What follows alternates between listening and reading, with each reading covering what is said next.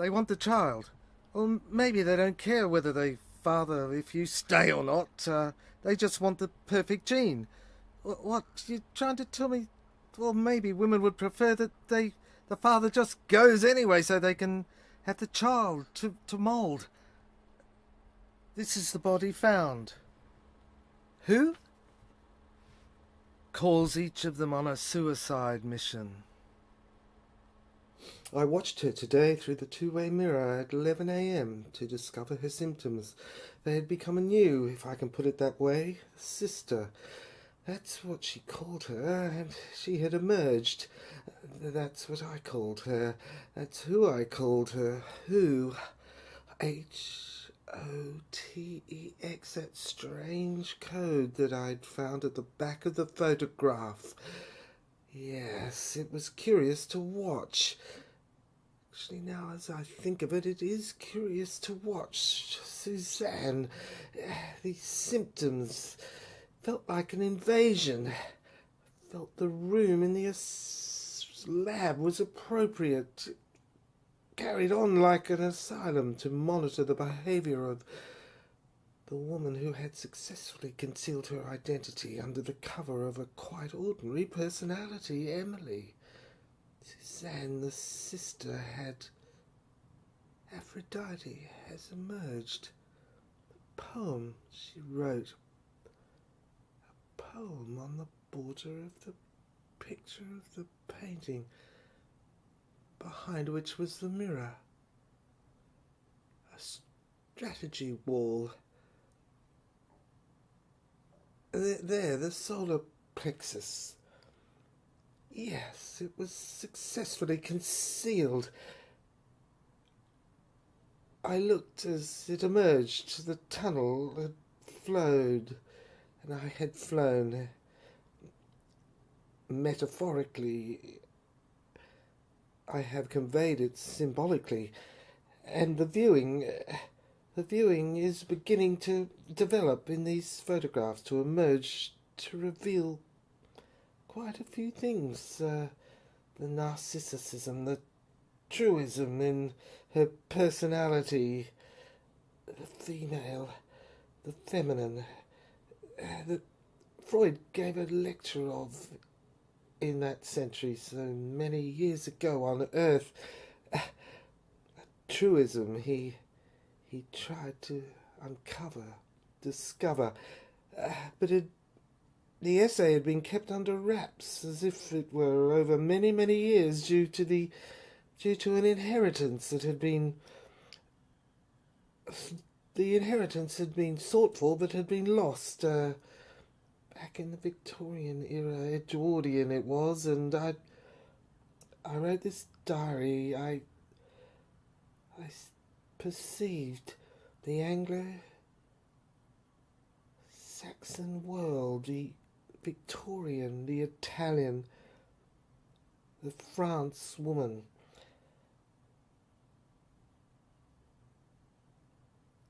In this investigation that revealed, conducted a transformation overnight.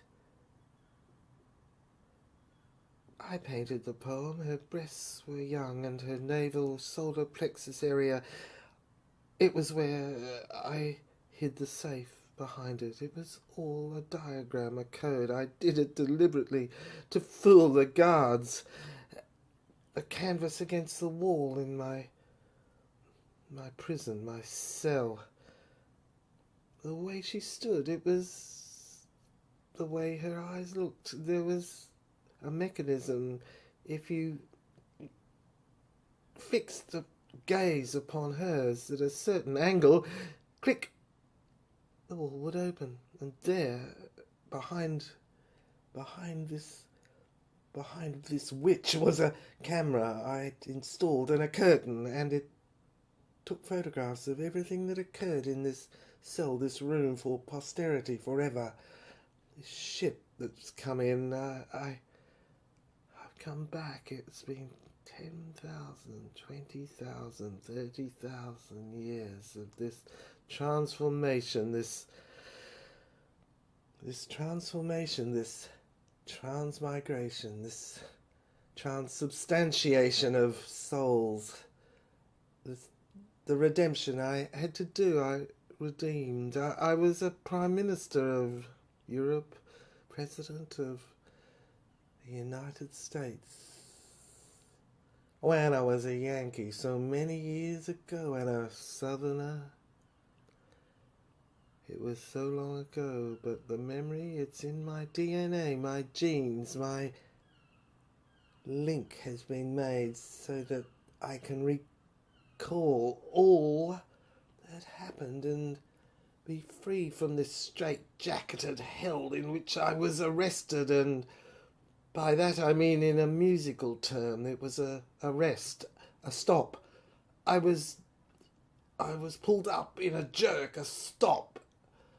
I was stuck in this quicksand, this hell. To hell and back, they said, but the path was hidden behind the painting. I exhibited in a way to the other prisoners, the guards, and explained in a rather inexplicable way that it represented a miracle, and I used this French girl of French ancestry because she was the one who was dead, who was murdered, for whose murder we, Europe, the world, had to pay before we could find Constitution, Union, and this filmic development I have filmed. Director, come over here. Yeah, okay, the ship's leaving, taking off. All right, I found this diary I've been reading. I'm going to close the front now, and I'll leave it on this table in this cell, this room we found, because it revealed the surface, the silver, the mirror sprinkled back to me. It showed love of all the union of countries and different races that had been stuck in this world divided of division, and had loggerheads and daggers drawn and point blank stuck in this 21st century world. But Annie was Emily. Louise had escaped the forest of the damned, the governmental area I entered.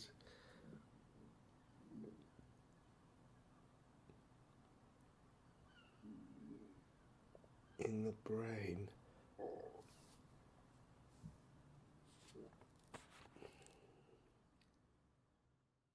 December 12th. I won't tell you the date, a proper date, the year. Instead, I'll just leave this affidavit and an extras. Right, now the next thing, it seems to be once more a translation of a tape. I'll just read it out, Sarge. Round table. If that's the case, it must be unlocked. Pause. If James is close by and a little further or closer, so that copper that is implicit in his forehead can draw and conduct the Christ spirit to it, then that may give the energy and power James needs to do it. Hold it there, Sarge. Right, so there's a connection. You didn't read that very well, did you? No, but it's having a bit of an effect on me reading it as if I've already been here before, and trying to tell me you've been here before in some sort of reincarnation or another incarnation, and you wrote it, and now you're coming here in another form and discovering it and reading it back to yourself as if in an audible mirror. Something like that, Sarge, yeah. Okay, well, go on anyway. Right, it says here, pause. But how do they do it? Oh, I think the psychiatrist wrote this. I don't know. Just read it out, will you? But how do they do it? Pause. The energy and power that is stored in the brain of man and woman, Jesus and Magdalene, we harness by releasing the bodily confinement. He's referring to the child, the baby, the spirit. It's all symbolic in inverted commas. Go on. By releasing the bodily confinement I have protectively placed him in and impeach the awful spirit that incarcerates him. You don't think that's what's blown up this world, do you? I wish you'd go on with it. Okay. And join matter. He looks to the window. By a shatter with a spirit that dwells within. Pause. The only way possible is to draw the capsule closer. So they were in some kind of capsule rocket or something, watching out the window. Go on, Sarge. The only way possible is to draw the capsule closer to James, whom I can pick up on the radio, the television. And now there's a picture of a woman, a diagram. I see. Go on, will you? Nothing better than the original source, yes, but I am allowed to make a few comments on the side, aren't I? I mean, I'm doing all the commentary. I'm doing all the work. Oh, God, for God's sake. Detective, shut up, will you? Okay, Superintendent, I'll go on. Thank you, Sarge. And focus the spirit and the force that is confined in the forefront of his forehead, and unleash it like 1,000 atoms, and smash the window and flash through space, and join up with the forehead and the heart of the Spirit of Christ. Well, that was a mouthful, and that was interesting. I wish you'd stop making comments on the side. Oh, he's doing a script, isn't he? And it's sort of a sculpture of the brain. Like, there was an old case, wasn't there? The Three Faces of Eve. That my theory is that she mirrored back the psychiatrist's own. What? Carl Jung said, the inner soul, the animal, the woman. Okay, well, try and go on, will you, with the file? I mean, we've got all this to get through today, and we've landed on this planet. The place is now barren and desolate. Well, hang on, I saw it was green. Well, I don't know, but the next note said he works out and then fires out of the coffin. Glass entrance. Saxon. Prince. Issue. Antiquity. Right, I see. I get it. Do you? Well, he says here a note. Is the body James or Emily? That's because the DNA was erased and they had no way of knowing what sex it was, and there was a erasure of the body. It was the nose, eyes, the face, yeah, but that's pretty hard to trace. Well, try it, give it a go. There's a note here that says Aphrodite. Oh, that means she was female. Female sex. Oh, I don't know, keep going. Forgotten now. Newspaper. I think this was to do with DNA discoveries at the time when they were superseding each day from day to day. And yes, each earlier procedure had become obsolete. Yeah. So that each result earlier was rubbish. Well, was superseded, wrong. Anyway, there's a reference here to a later appendix, so we'll look it up later. So, hang on, Sarge, this may be a clue. He's got here a diary note. It seems to be by the psychiatrist. He seems to have been looking at his notes on this patient, this young 18-year-old patient. I wish you'd stop diverging and just read the bloody thing out. I was broken that day. I wish it had never happened. As I looked into the diary, I saw the pages unfold. The imprint was indelibly on my mind. There was no other way but to write. The images flooded in. I was caught in an unentangled quandary, an unentangled country. that made up the geography in front of me and made me weep. I could not go on. I could not go to. I could not go to the escape in these last days on earth. I could go to her. To go to her would make me seem like a criminal who had committed the most despicable crime, been of the most despicable type. How could I resolve it? I could see no way out. I was innocent, yet if I went to her with it would seem like I had done it, was guilty. But I was innocent. I had flown from this far-flung country down below at the bottom of the planet in the southeast to go to the Royal Courts of Justice to try to solve this issue, this question of this island. Its old name was, well, in ancient antiquity, was Fiji, and I'd gone as a last resort to the Royal Courts of Justice. I'd wanted to go to The Hague or some sort of world court. I had an idea I would get jurisdiction by applying for a declaration. Lord Denning said anyone could apply for a declaration. I'd taken all the files, all the current files on which I was working that day. I'd flown to this northwest kingdom. Exactly, it was called England in those days, and I'd wanted to file my application. I'd file the application because I'd been denied any sort of remedy in the southeastern section. The southeastern section had denied any sort of remedy. The judges had excluded me, in my opinion, had thwarted and distorted the provisions in the island constitution, which were plainly dictatorial. Plainly, there'd been a government policy. So I, as a last resort, intended to succeed in the international court because I thought that Britain, the old kingdom, was favourable, and it later turned out that its policy was far more favourable in the southeastern section. But the northwestern section was my last hope. I crossed the equator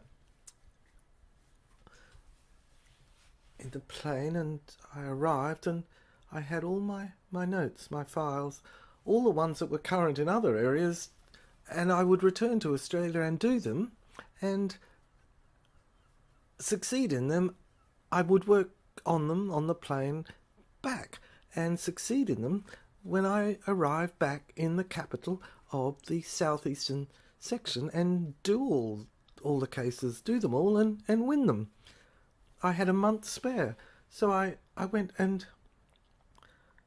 well, then I found that the chambers to which I'd applied, well, it was Easter. Of course it was Easter. It was the crucifixion. I'd applied to become a part of the chambers there, and an interview was, I remember it now, it's come back, I'm writing this diary. I was to see the head of chambers, Sir Sidney, Sir QC. I got a note from his clerk. To my shock, he said that he had to cancel. He had to go to do a matrix treaty, it was called, in Belgium or Brussels or whatever that country in that section was called. So many 200,000 years ago. 200 years ago, it now seems. And he cancelled, and he didn't reschedule. It meant that I had to try. I tried to come into my uncle's chambers, because when I'd left the southeast section I was to go straight to my uncle's chambers. I was going to go straight to my uncle's chambers, join up there, join up there, apply to the court, do this Fiji case, seek a declaration pursuant to Lord Denning's judgments. He had said anybody can apply for a declaration provided there is some sort of locus standi. I was going to quote McQuirter's case, a man who was gunned down on the steps by the IRA, an organisation way long ago. But it would give me locus standi and jurisdiction, even though it was an international case. The Commonwealth was involved and Britain was at its head. And I would get a declaration that this, which would overrule all these negative decisions that had been made in the southeastern section that had left out section 21. And then that would be persuasive or directly relevant to the case in the southeast section, and I would win. But when I got to my uncle's, to the entrance, I found my uncle was dead. The chambers were closed or in disarray. I was out, so I applied to Sydney, and you've heard the result. By this stage, 3 weeks. No, my memory is wrong. It fails me. This was over the first few days. I left all the documents at Sir Sydney's chambers. It's now many, many years ago, but they should be still there and prove. And the other documents on my files that were domestic, that were back in the southeast section, I had to work on, to go back. But suddenly I was destitute. I'd run out of funds. I'd placed all my confidence in my uncles. My uncle being in chambers, I would simply enter them, file for the declaration, return to the southeast section, do the cases, and then come back and do the island court case on its constitution, section 21, which proved totalitarian discrimination and persecution of the particular race, the race I have mentioned. And I was in flames. The plane had crashed. I was isolated. I was marooned. I was innocent, but how could I prove it? It looked as if I'd run away, escaped, and I'd done nothing of the sort. I'd been driven to it by these dreadful biased judgments in the southeast section. Right, I sat down at the table. There she was. She'd invited me with her young daughter, who was 18. I could see her now. The witnesses, yes, there they all are. Magdalene, my angels. She suddenly swung round to me. Her legs, her thighs, this young girl, woman of 18,